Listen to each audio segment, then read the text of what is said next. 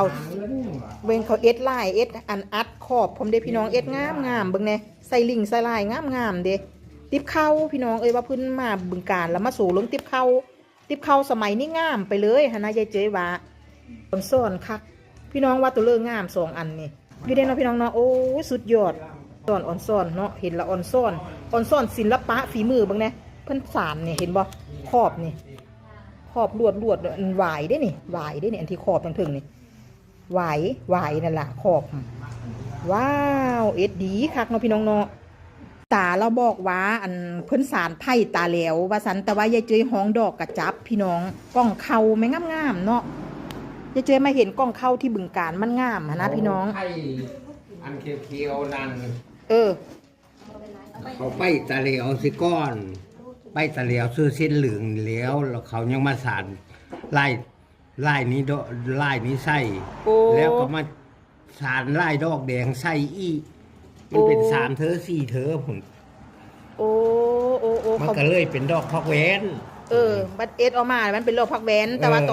อนสารมันเป็นไผ่ตาแล้วซื่อๆหั่นแหละที่แรกเขาก็ไผ่ตาแล้วในไผ่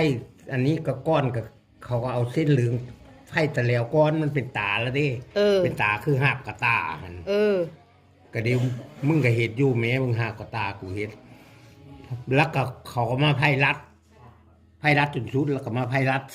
3 อีแล้วก็มาทักลายดอกคือ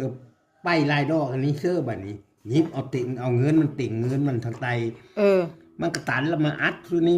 ทางในผมก็อัดตู้ธรรมดานี่แล้วทางละวะทางในอัดตู้ธรรมดาแมนอีหลีพี่น้องทางในอัดตู้ธรรมดาละวะทางถึงเป็นมันเป็นอันนี้ก็ยิบไปลายซองหันซองกับหน้ากับหลังกูก็เฮ็ดอยู่ได้ติบเขาสุดยอดพี่น้องสมัยนี้พัฒนาขึ้นไปหลายที่เข้าค้าของที่เข้าค้าอันนี้ของใครของนี่บอกของปูก็มาแต่เงินปูจังว่าแล้วกับปูเฮ็ดอันนี้เอามาแต่เงินปูตอนนั้นงามแต่ไผ่ตาเหลียวมันว่าไล่กระจับเนาะพี่น้องมาไล่นี้กับไล่นี้ผู้ใดมักไล่ใดพี่น้องไล่นี้ก็งามเนาะนี่แต่ว่าอย่าเจอว่าไล่นี้มันสาเนาะแล้วก็ปูกระเท่ากันเลยอันนี้ล่ะก็มาเฮ็ดไล่อันนี้มันสามันงามมันโดดเด่นสวยมากเนาะเฮ็ดหาเงินคือว่า